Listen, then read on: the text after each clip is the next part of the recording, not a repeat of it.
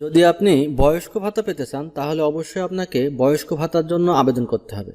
যদি আপনি বয়স্ক ভাতার আবেদন করেন তাহলেই কেবলমাত্র বয়স্ক ভাতা পাবেন, আর যদি আবেদন না করেন তাহলে কিন্তু আপনি বয়স্ক ভাতা পাবেন না। বয়স্ক ভাতার আবেদন করার জন্য প্রথমে আপনাকে যে MISbhata.gov.bd অনলাইন অ্যাপ্লিকেশন এই ওয়েবসাইটটিতে প্রবেশ করতে হবে। MISbhata.gov.bd/অনলাইন অ্যাপ্লিকেশন। তাহলে আমরা প্রথমে এই যে MISbhata.gov.bd/ দিয়ে অনলাইন অ্যাপ্লিকেশন এই ওয়েবসাইটটিতে প্রবেশ করলাম। প্রবেশ করার পরে এই যে নির্বাচন করুন, এই নির্বাচন করুন অপশনটিতে আপনাকে ক্লিক করতে হবে। এই যে নির্বাচন করুন এই অপশনটিতে ক্লিক করলে আপনার সামনে দেখুন প্রতিবন্ধী ভাতা, বয়স্ক ভাতা, বিধবা ভাতা, এই সবগুলো ভাতার অপশনই কিন্তু আপনার সামনে চলে আসছে। আপনি যদি বয়স্ক ভাতা পেতে চান তাহলে আপনাকে এই বয়স্ক ভাতা অপশনটিতে ক্লিক করতে হবে। তাহলে আমি বয়স্ক ভাতা এই অপশনটিতে ক্লিক করে দিলাম।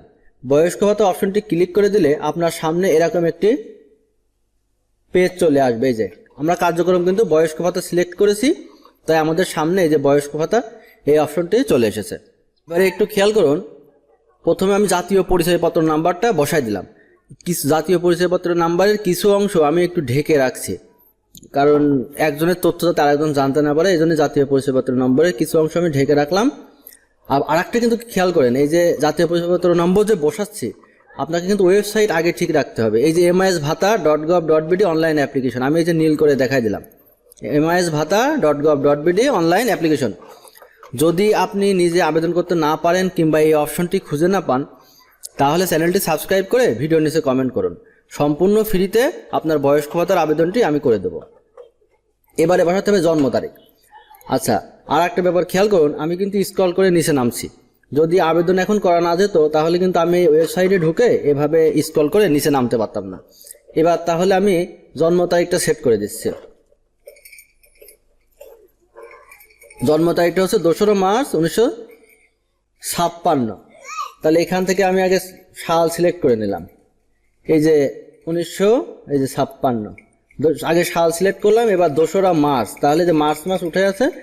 এবার এখান থেকে এই যে বৈবাহিক অবস্থা, বিবাহিত না অবিবাহিত আমি সিলেক্ট করে দিচ্ছি যে বিবাহিত। শিক্ষাগত অবস্থা যেটা সঠিক সেটা আমি যে 5ম শ্রেণী দিয়ে দিলাম। খানার সদস্য মানে মোট পুরুষ সদস্য কয়জন আছে, 3 জন ছিল 3 জন দিলাম। মহিলা সদস্য 2 জন আছে তাই 2 জন দিলাম। হিজড়া সংখ্যা নাই তাই 0। যে পেশা নির্বাচন করুন, মূলত বয়স হয়ে গেছে সে কর্ম করতে পারে না তাই কর্মহীন দিলাম। বার্ষিক আয় মূলত প্রযোজ্য না, তারপরে সর্বনিম্ন যেটা ছিল সেটা দিলাম। স্বাস্থ্যগত নির্বাচন করুন, এই যে সে কর্মক্ষম অল্প তাই কর্মক্ষম দিলাম। সরকারি বেসরকারি সুবিধা পায় কিনা, এইখান থেকে কোনো সুবিধা পায় না তাই নাই দিলাম। আপনারা যদি আবেদন করতে না পারেন কিংবা যে ওয়েবসাইটে ঢুকে আবেদনটি করতে হবে এটা যদি বুঝতে না পারেন তাহলে চ্যানেলটি সাবস্ক্রাইব করে ভিডিওর নিচে কমেন্ট করুন। সম্পূর্ণ ফ্রিতে আপনার বয়স্ক ভাতার আবেদনটি করে দেওয়া হবে। তবে অবশ্যই কিন্তু চ্যানেলটি সাবস্ক্রাইব করে ভিডিওর নিচে কমেন্ট করতে হবে। অবশ্যই কিন্তু বন্ধুদের মধ্যে ভিডিওটি শেয়ার করতে হবে। এই যে ভূমির মালিকানা যতটুকু ভূমি আছে ততটুকুই দিবেন। এবারে বিভাগ নির্বাচন করুন। আরেকটা ব্যাপার, যদি এখন আবেদন করা না যেতে দেখেন ওয়েবসাইট MISbhata.gov.bd অনলাইন অ্যাপ্লিকেশন, আমি কিন্তু এই যে নীল করে করে বারবার দেখাচ্ছি। যদি এখন আবেদন করা না যেত তাহলে কিন্তু এই যে স্ক্রল করে এগুলো আসতো না। এই বিভাগ খুলনা বিভাগে চলে আসলো। এবারে জেলা নির্বাচন করুন। জেলা হচ্ছে ঝিনাইদহ।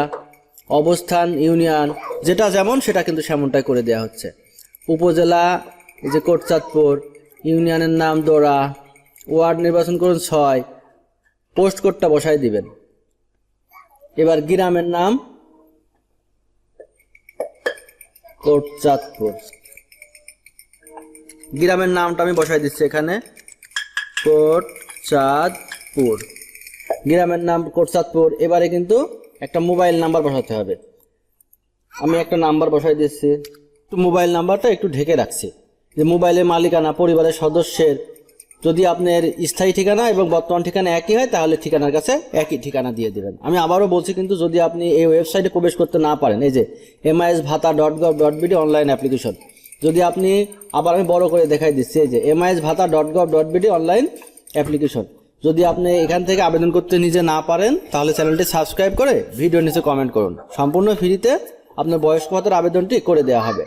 তো অবশ্যই কিন্তু চ্যানেলটি সাবস্ক্রাইব করতে হবে। এবার আপনার এই যে বাসগৃহের অবস্থানগুলো দিয়ে দিবেন, খানা প্রধানের বয়স অর্থাৎ আপনার পরিবারে যে বয়স্ক মানুষ তার বয়স কত, তার বয়সটা দিয়ে দিলাম। শিশু সংখ্যা কয়টা আছে, এই শিশু আছে 2টা দিলাম। স্বামী স্ত্রীর ডিগ্রি, যেটা প্রয়োজন সেটা দিয়ে দিবেন। এই খানা প্রধানের শিক্ষা, খানা প্রধানের পেশা, সে কি করে, মোট কয়টা কক্ষ ব্যবহার করে, 3টা ছিল 3টা দিয়ে দিলাম। বিদ্যুৎ আছে কিনা, এই অপশনগুলো কিন্তু আপনাকে পূরণ করতে হবে, তা না হলে কিন্তু আপনি আবেদন করতে পারবেন না। আমি আবারও বলছি, যদি আপনি নিজে আবেদন করতে না পারেন, এই ওয়েবসাইটে ঢুকে নিজে আবেদন করতে না পারেন, তাহলে চ্যানেলটি সাবস্ক্রাইব করে ভিডিওর নিচে কমেন্ট করুন। সম্পূর্ণ ফ্রিতে আপনার আবেদনটি করে দেওয়া হবে। আমি কিন্তু বারবার বলছি, এই যে ওয়েবসাইটটা খেয়াল করেন, এই যে MISbhata.gov.bd অনলাইন অ্যাপ্লিকেশন, একটু বড় করে দেখাই, এই যে MISbhata.gov.bd অনলাইন অ্যাপ্লিকেশন। এবার কৃষি খাতে শ্রম, এগুলো কিন্তু নির্বাচন করে দিতে হবে। এই যে স্টার মার্কগুলো নির্বাচন না করলে আপনি কিন্তু আবেদন করতে পারবেন না। আর যদি নিজে না পারেন, চ্যানেলটি সাবস্ক্রাইব করে ভিডিওর নিচে কমেন্ট করুন। এই যে আপনার কি কি আছে বাড়িতে, সেইগুলো সিলেক্ট করে দিবেন।